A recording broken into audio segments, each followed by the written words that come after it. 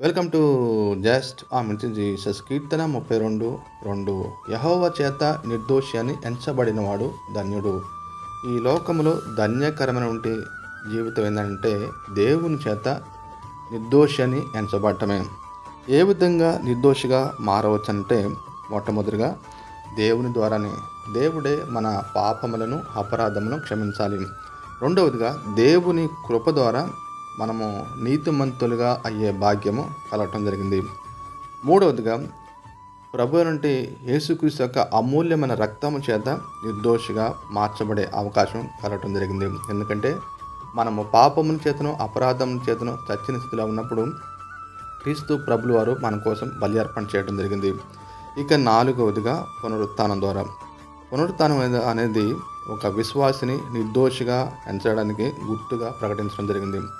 అలాంటి కృప దేవుడు మన జీవితంలో సమృద్ధిగా కుమ్మరించును గాక. హల్లెలూయా.